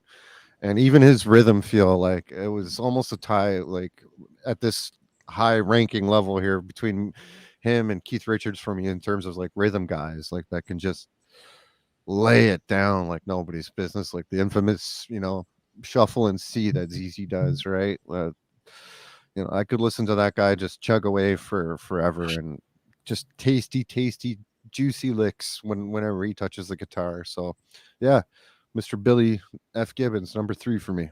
Yeah, it's a great pick. Yeah, great choice. All right, Pete, number 3. Who do you got? Well, like Jim, I'm also going to go with Terry Kath on my list here. I mean, another guy that we lost way too soon before I think he fully realized his potential, although quite frankly, there's some absolutely sensational guitar playing on those early Chicago records. And another guy that, really played for the song, also a really great rhythm player, as ferocious as his leads were. I think his rhythm playing was great, and a really great singer. He had a lot of soul in his guitar playing and his vocals, and just, man, he was getting ready to break free from Chicago and maybe do some solo stuff right around the time where he died. And it's just a shame that we never got to see fully like an all-out Guitar Assault album, although that first Chicago Transit Authority album is pretty close to that for the most part. But another guy that, man, what we could have gotten from him had he lived, just another senseless loss in the rock community. But man, great player. Another one of those guys that I think I just appreciate more and more and more as the years go on. Yeah, Terry Kath. Yeah, he's amazing. Okay, so I know, Pete, you were saying you left this guy off your list because you didn't think he fit the the criteria, but I put him on my list, so now I kind of feel guilty that I have him on my list because you left him off of yours. But I couldn't do a top 3 without including another fellow Canuck, Alex Lyson. So I'm pulling him all again. He's on my list. Man, what can you say about Alex? The early records, when the guitar was prominent, he always had this really great aggressiveness and attack to his playing. His phrasing was always very cool. I mean, trying to navigate solos out of some of that early Rush material is like that alone. But man, he comes up with some tasty stuff and some tasty playing and some nice textures on all that early stuff. And compositionally, I mean, Villa Strangiata, that whole solo, the way it builds, and the early, and then when he we had the mid period of Rush where he was more carving out basically parts that would go along well with the keyboard, and he had some shining moments in there as well. He wasn't out front, but he also had some shining moments in there. He had some really nice parts in some of that, but later when he came back with the counterparts and that point on, and the solo that I got to mention off their most recent record, that's just the tone, the delivery, everything. If you've Clockwork Angels, the solo on the Garden is incredible. So he's just always been one of my favorites. Great lead player. Love his tones, except for that period when he started playing those single coil. I forget it was a custom guitar that he was playing there for a while. where the guitar up. Apart from that period, the later and the earlier period, his Like guitar. the Andy Summers period, basically. Yeah, he was okay as long as he. Okay, hang on. So Signals, it was fine because he was playing a Strat, but it had a humbucker on it. But then later on, he started playing these guitars. It was during the Show of Hands period. They were custom made by a Canadian guy. Yeah, and they were horrible. And that's the guitar had like he'd be playing the heavier stuff, and he might as well have been playing like a toy guitar. Just there was no bottom to it whatsoever. No, it's horrible. I can't remember the name of them either. It was the 80s. Yeah. Yeah. So, but anyways, yeah. So, but apart from that, great guitar player, great lead player. Yeah, Alex Lyson, and a great sense of humor. And they're coming out with a new beer, and I can't wait to try it. There's fresh Only beer. available in Canada, though. Yeah, I heard that. Disappointing. Yeah, I know. As I want to get one. I want to get some also. It's going to be good. Yeah. All right. So we're down to the top two. So who do you got for number 2, Jim? The top 2. So my number 1 and 2, you put them together, and it's the perfect guitar player.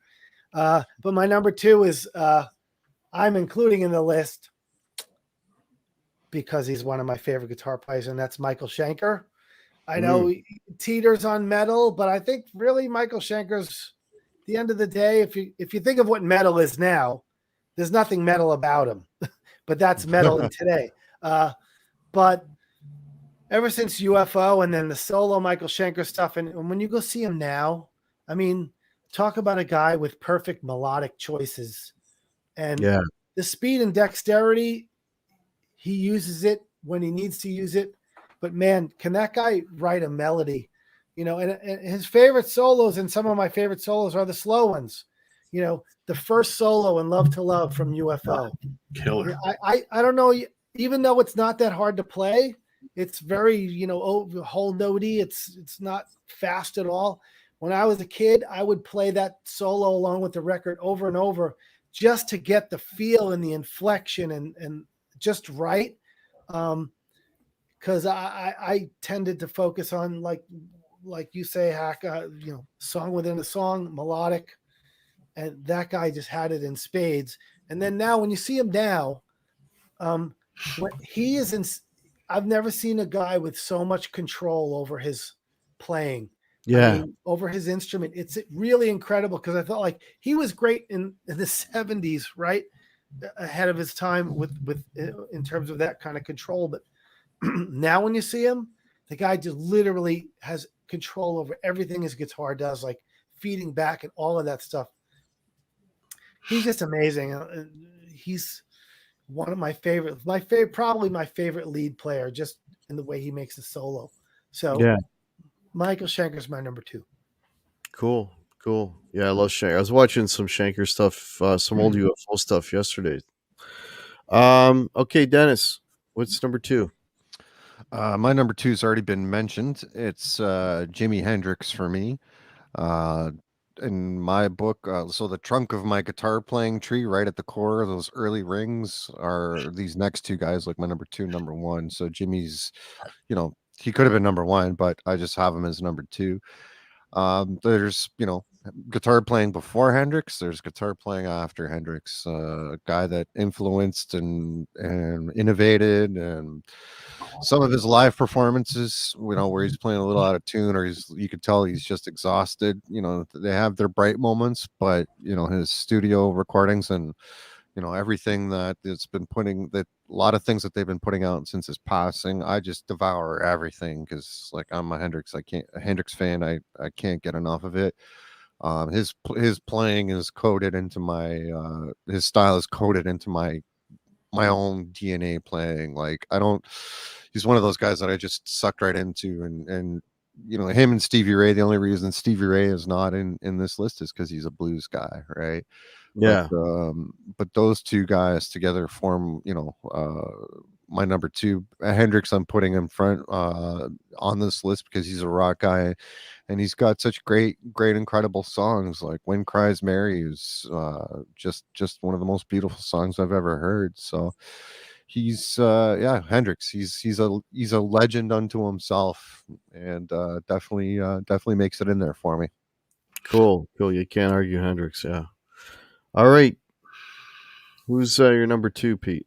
All right. So, like I said, when I first joined, Shanker would have been my number 2. I took him off because I took off a couple of guys who I think border on metal, right? So Blackmore, Shanker, and Iommi are at the top of my list if we were looking at everything. Yeah. But I decided to weed them out. It's just me being weird.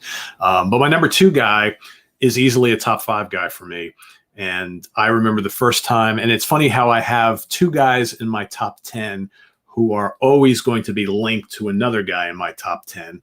And it's Robin Trower, who, ironically enough, I've always liked even more than Jimmy. Trower, just for me, has one of the sweetest tones, and he had with him for many years one of the greatest vocalists, underrated vocalists ever in Jimmy Dewar, and Bridge of Sighs and For Earth Below, and that freaking live album. I mean, Twice Removed from Yesterday. I just love the sound of a Strat through a Marshall with some fuzz, with some wah-wah, and the freaking, all those cool effects that he comes up with, man, just so good. And, he could rip with the best of them, but his music was always a little more soulful and just kind of straddled that fine line. I mean, blues rock, when I think of blues rock, I think Robin Trower. I mean, he's the guy. And with all that psychedelia thrown in at the end there, it's just such a really cool player that I know a lot of people always associate with him with, sounding like Hendrix because, again, he loves using the Univibe and the Crybaby and the Strat. And I get that. But there's more there. Same thing with Frank Marino. It's like, yeah, they were hugely influenced, but who wasn't, right? So, yeah, Robin Trower, just love him. And the guy's like 75 years old, and he still can kick anybody's ass any night of the week. He's so good still. I would say he picked up the Jimmy torch, and just ran with it. And it's funny because the Trower records I really love are In City Dreams and Caravan to Midnight, because they're mellower. He's used a lot more of that Univibe and mellow, like that. And they're really funky. Those albums are really funky. Very funky. That song, It's For You. I did a post about this, and I put the song on Facebook, on the YouTube, whatever of it. And I said, it sounds like Jimmy and Al Green were hanging out at Electric Ladyland, decided to write a song together, smoke a joint and write a song together. So It's For You. It's a beautifully amazing, should have been a hit song. Beautiful soul, kind of a soul song with that great guitar. Man, that Caravan to Midnight record, I just love that record. And that and In City Dreams, they're kind of like Revolver Rubber Soul for that period of Robin Trower. Yeah. Great. Yeah, he's still something else. But yeah, those are my Robin Trower records because they were less Hendrixy and more. I felt like he was kind of getting his own thing going. Well, you know what it is too, Jim? I think that his first big hit was Bridge of Sighs, the song and the album. And I think he got kind of pigeonholed a little bit by that. Even though he came out with albums afterwards that had more mainstreamy type stuff, they kind of ignored it. And plus he was on a record label that really wasn't going to push him to the moon anyway. Crystal Records, not really known for, making any of their artists, really, really big, unfortunately. So especially here. Yeah. Agreed. Alrighty, so for my number 2, this guy is the whole package. I mean, an incredible. He's amazing to watch live. The fact that he can execute everything you've heard on the studio live, make it look effortless, and smile and laugh his ass off doing it is just otherworldly. Yeah, my number 2 is Nuno Bettencourt. I think he is my favorite. Well, I know he is my favorite post Eddie guitar player, hands down, because he's got it all. I mean, he's got the ability, he's got the chops, but he is so musical in everything he does, everything he plays. I mean, he's equally strong rhythmically as he is lead player. I mean, if you listen to his rhythms that he's laying down, he's not just playing a progression.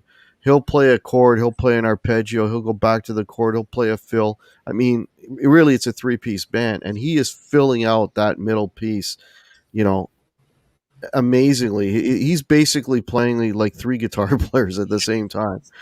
And he's just throwing it all down with an incredible sense of groove and timing.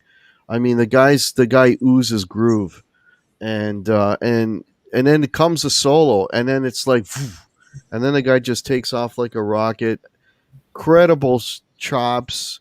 He can do it all. He can do the tapping, the legato, the fast picking, but he does it in a super musical way, in a super musical context that again makes these songs better than what they already are.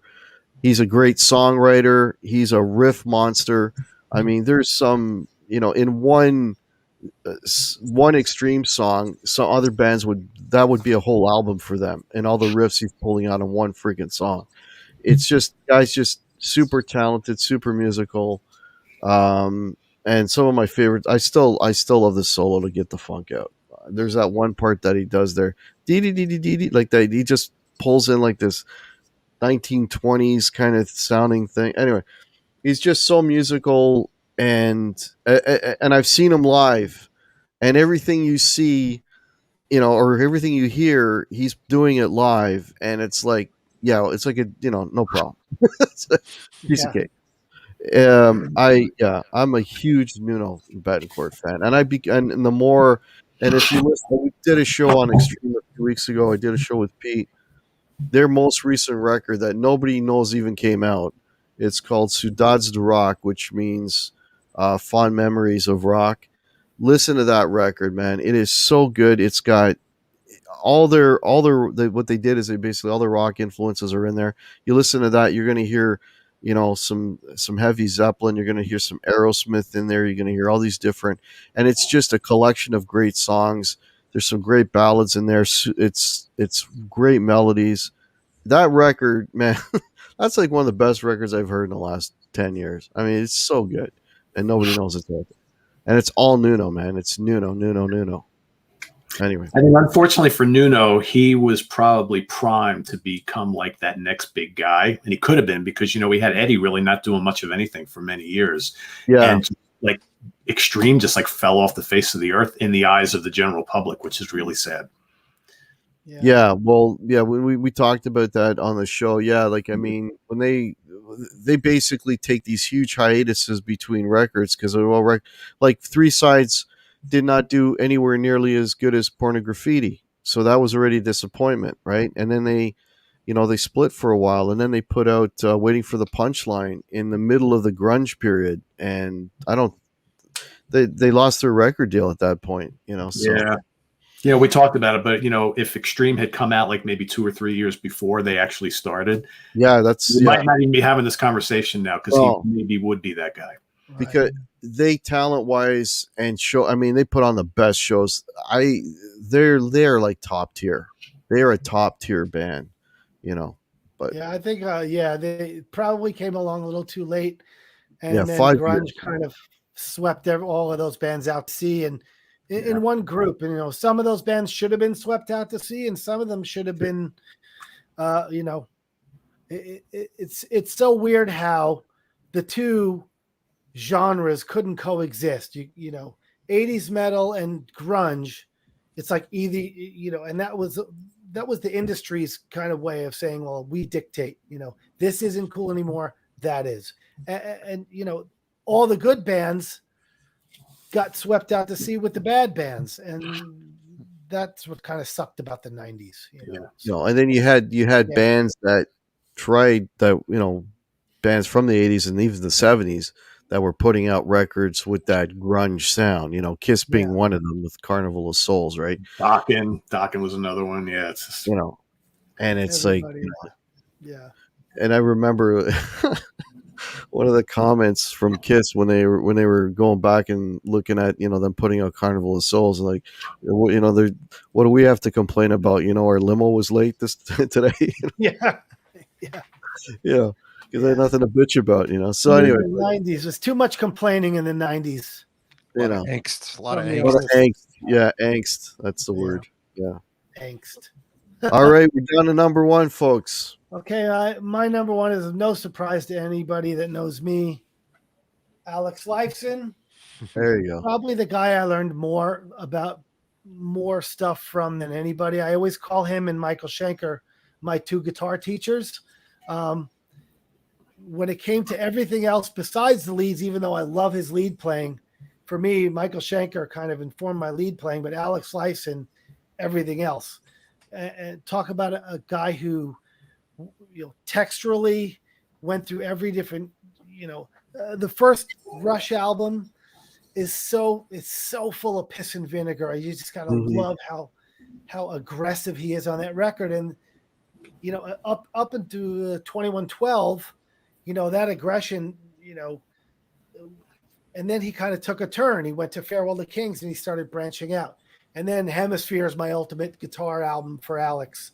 And then from he went texturally, whether you liked what he did in the 80s or not, I didn't at the time, but now I go back and Pete, as much as I know you hate this album, I love Hold Your Fire. As anemic as it is, I think they became a pop songwriter band, and I think they did a pretty damn good job of it. Not my favorite Rush album, but I will never say it's bad. I really do like that record. And then, and presto, he kind of found his way back to his raw kind of heavy guitar style. But, the sweet spot for me is obviously all the 70s stuff, and up into Moving Pictures and Signals. That's my real favorite periods of Rush. But the guy just had a unique, the open chords, his signature F sharp chord, open F sharp chord, and just the tones using the flangers and the chorus and all that stuff. The guy did a lot in a 3-piece setting, and my favorite music. So Alex Lyson's my number one, always will be. So that's a great pick. Yeah, there's my signature Alex Lyson Epiphone. I had to buy it. Even though I don't need any more guitars. Yeah, I have a 1960 reissue Les Paul, but that came out, and it does have a lot of cool features. It's got split coil splits and a piezo pickup and Floyd Rose, which you should never put in the Les Paul, but Alex Lyson did it, so it's okay with me. I had to have it. So yeah, it's a great looking guitar. I mean, it's a beautiful. It's a nice. It plays real nice too. Sounds real good. And looks damn nice too. So sitting there on the stand. Because those things they were sold out as soon as they came out. So yeah, I had to wait. Oh, okay. Yeah, so that's awesome. That's good. All right, Dennis, number one. What do you got? So my number one guy of all time has already been mentioned. It's Jimmy Page. So if there was a guy that introduced me into the world of light and shade of guitar playing and what's possible, it's Jimmy. The first ring in my tree of guitar playing, right at the core that forms a trunk, is Jimmy Page. He's the reason I play guitar. I remember sitting with Hack, being a very young kid at the time, and watching Song Remains the Same, and I was like, that guy is a magician. He's got these weird pants on, and he was playing guitar at his knees, and he looks taller than life, and that was it for me. Like his ability to lay down the right solos at the right time. Like 10 Years Gone solo is probably, or 10 Years After, I think, is the name of the song off Graffiti. 10 Years Gone, yeah. 10 Years Gone, yeah. That solo is just soaring. The mystery and allure of guitar playing is what Jimmy kind of opened up to me.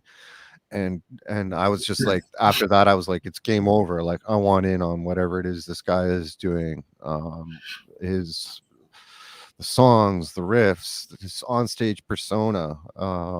It was like I was a moth to a flame. It was ultimately alluring and magnetic.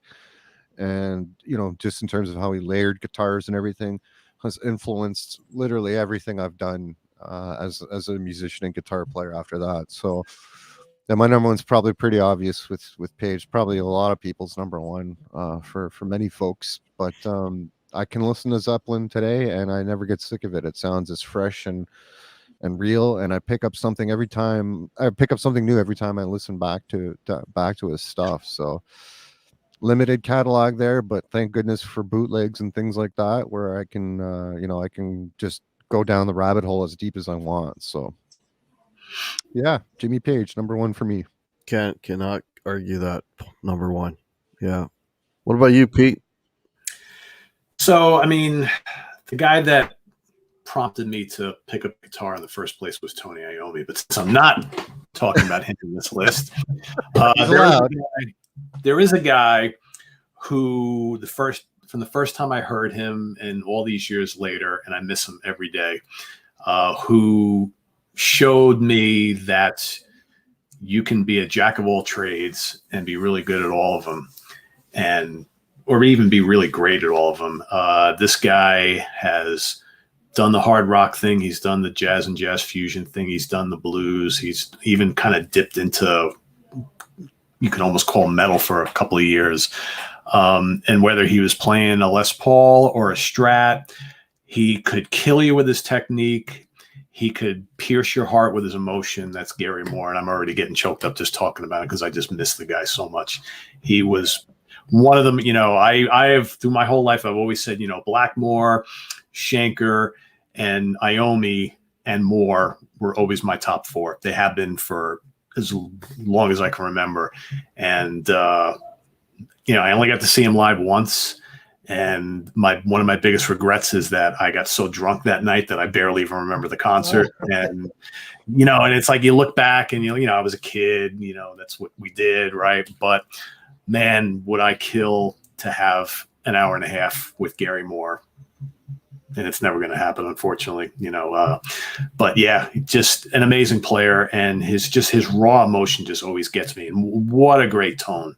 Like I said, whether he's playing the blues or hard rock or doing some crazy complicated jazz fusion stuff, he had all the chops in the world. I love his voice. To this day, I still listen to, I remember the first time I heard Always Gonna Love You on a local FM rock radio station, thinking, who the hell is that? And then like a day later, I heard End of the World.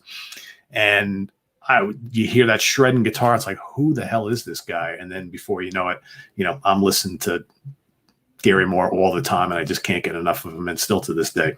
So that's my number one pick for today. Yeah, that's a great pick. Yeah, I love Gary Moore.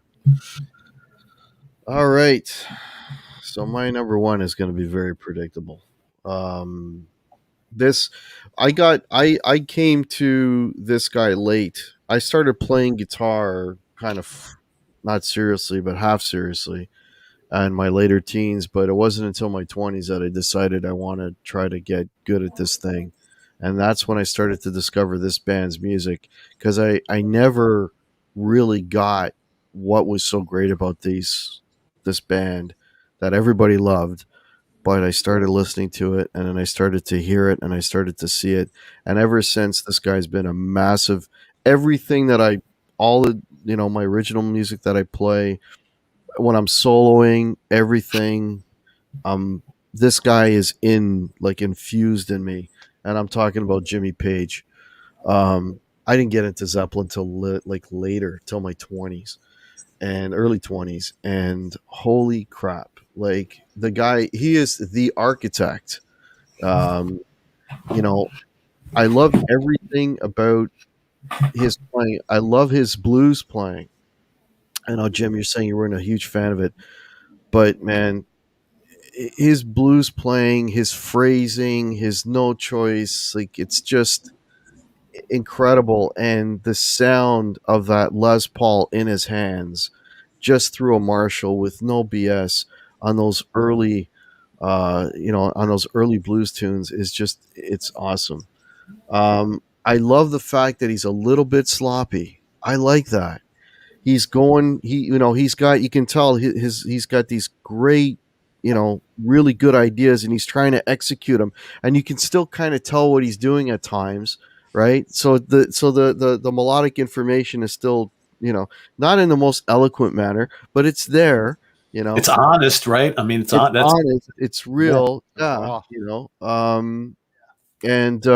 He's got, and the other amazing thing about, and again, because he's a producer, like when he is composing, his, and he's creating his, his guitar soundscape, he always has this knack of just picking the greatest tones that complement each other. Some of his lead tones, if you were to listen to them isolated, they're just really sharp and piercing and horrible. But man, you put them in the context of that song, and it just takes that. It's not only is the solo itself beautiful, but the sound that he's engineered for that solo is just, it's perfection. It's perfection.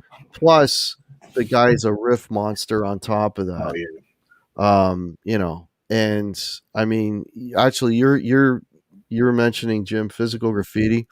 Physical graffiti, Houses of the Holy. Those are You my know, two. yeah, I That's love them. guitar architecture, like 101 right there. Oh, hell yeah. Yeah. Right Yeah. there. And then if you want I to will say, I sorry to interrupt. Yeah. I didn't say I say I prefer the more artistic stuff to his bluesy stuff. I still like his bluesy stuff.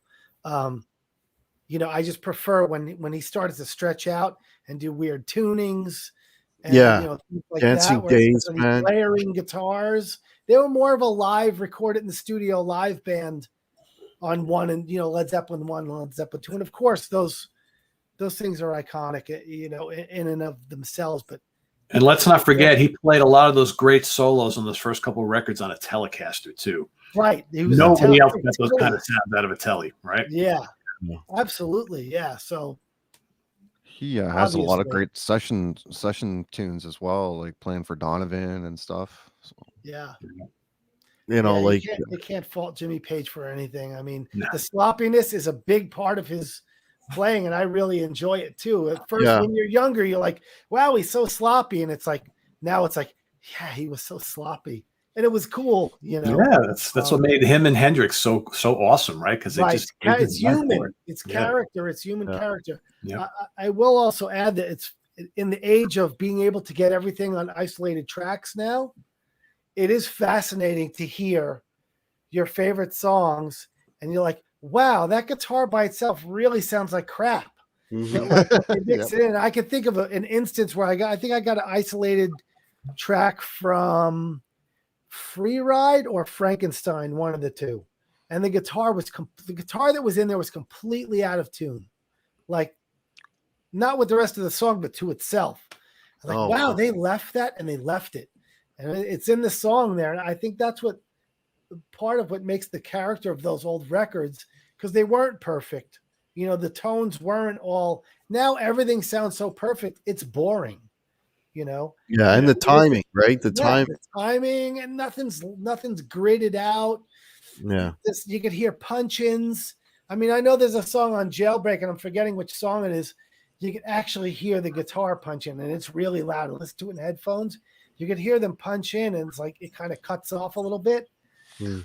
It's kind of what makes that old music so great, you know, is the human element of it. And yeah, those guitar, like individually, those guitar sounds are great, but in the context of everything, Yeah. it's it makes the painting full, you know. Yeah, and Jimmy, for me, he's the guy. He's like everything, you know, like player, producer, arranger, composer, everything. He's Right. like just Yeah, absolutely. he's my he's for me, he's like, you know, he's ground zero. Yeah. Is Jimmy Page. so I don't know. All right, so let's go some notable mentions, Jim. Okay. Honorable mention, and I'm surprised honorable none of you had him on the list. And it's amazing because when I was away this weekend with my band, we were staying at a friend's house, and you know, it was like nighttime after the gig, and we were all like, "All right, let's get stoned." So we got stoned, and I said, "Let's get stoned and listen to Pink Floyd, Dark Side of the Moon." Stone. So we sat there in a kitchen with a little JBL, you know, speaker thing, and got stoned and listened to Pink Floyd, Dark Side of the Moon. And you know, that's the high school experience, right? Mm-hmm. It's still amazing. And David Gilmour, man, on that record. I mean, David Gilmour in general, you know, that and the Wish You Were Here After It. David Gilmour, the king of perfectly not fast guitar solos, melodic and tone and feel. Control. So he's definitely a runner-up for me. It probably should have been on the list. I'm surprised none of us had him, but there, David Gilmour, Steve Morse, Pat Travers, all the guys you guys mentioned that I didn't have on my list are all, in the runner-ups because there's so many good ones, right? So Yeah. I'm going to go David Gilmour because none of us talked about him. So Right. Well, you, Dennis, any honorable mention? You guys have already kind of had them on your lists. I'm not surprised, frankly, to see some of the crossover that we've had. But Alex Lifeson for me is just barely missed the cut. Randy Bachman's another one.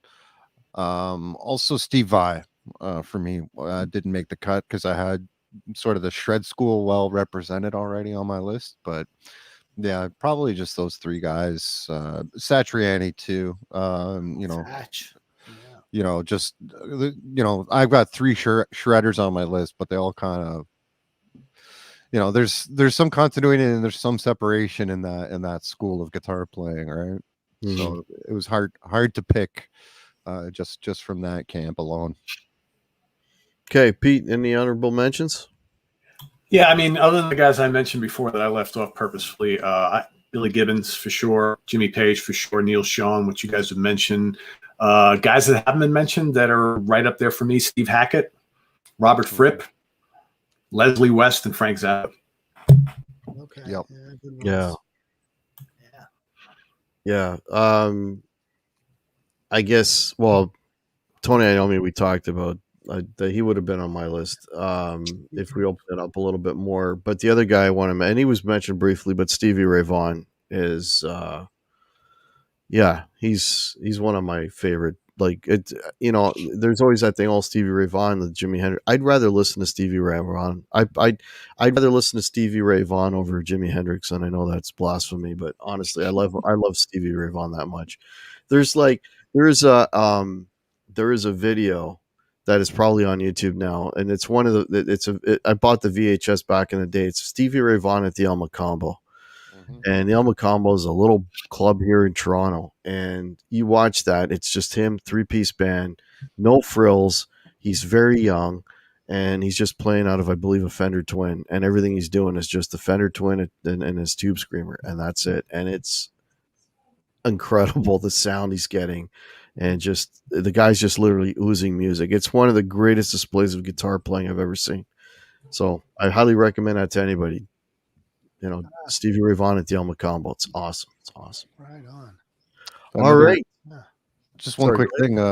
One thing that made this challenge a little hard was that some bands or guitar player, like there's bands that I like that had a lot of good guitar players in them, like Steely Dan, for example, and Thin Lizzy, right? Well, that's another one. Like I would have picked any of the, number of the Thin Lizzy guys. Another guy that we saw hack was Larry Carlton. Oh my God, that guy was mind blowing. Well, you open up to the jazz guys. You got Carlton, you got Al Di Meola, John McLaughlin. I mean, Matt Metheny. I mean, there's so many amazing ones, right? Blows right up. Some of them are just sitting right outside the window of the rock. Rock world. Yeah, that's true.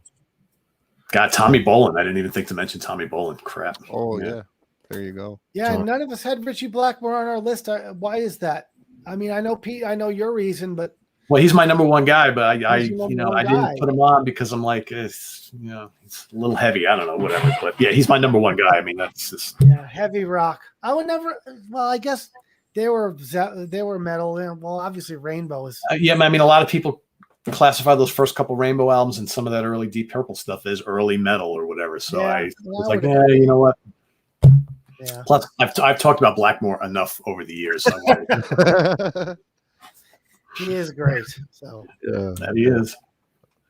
All right, so I want to thank everybody. We still got 40 people in here. Thanks everybody for watching. Hope you dug the show. If you'd like to support the channel, there are links below. There's Guitar Hack merch, there's t-shirts, there's mugs, there's all that good stuff. There's also Guitar Hack hats. There's a PayPal down there as well. That'd be much appreciated. I want to thank my guests, Jim. Batchy. Well, it's actually Baki. Okay. But Pete started saying Bocce, and I'm like, you know what? I'm going to let it slide. It's Pete. He can say my name any way he wants. I was saying it the Italian way, Jim. I mean, yeah, Bocce. You know, it's weird. It is pronounced. My family pronounces it Bocce, but it really should be Bocce, right? Yeah, I'm good with either one, but we say Bocce. Okay, I'll remember. I call it corn. You call it maize, right? All right. I want to thank you, Jim. Yeah, Bocce. Yeah, Bocce. Hockey. Hockey. Oh, there you go. Canadian reference. Okay, I got that locked in now. I'd like to thank Dennis and Pete for being on. Do you guys have anything coming up you want to mention before we sign off here? Anything coming up on your channels musically? No, I don't have any channels, so I just play. So I would say stay tuned for the next Guitar Hack production that's produced by me, played by Hack over there, and we got real drums coming on this one. Please like and subscribe my channel, Densko Guitar Music. I've got my original stuff on there, and new stuff is coming pretty soon. Some new original music. Yeah, cool. Yeah, your record coming out next month or next this month. Well, yeah, we're in September now, so it's my first release, Stringmanship, is coming out soon, and I'm going to be doing a live stream for that release and talking about some other stuff with Hack as well. That's coming up on the 12th of September. There you go. And you, Pete? Just check out Sea of Tranquility Prague on YouTube here, and lots of cool stuff happening. We got Monday night Hudson Valley Squares, Tuesdays in the Prague seat. Wednesday we usually do new album reviews. Thursday we do a show called The Monsters Den where we talk about horror movies because I'm a big horror fan as well.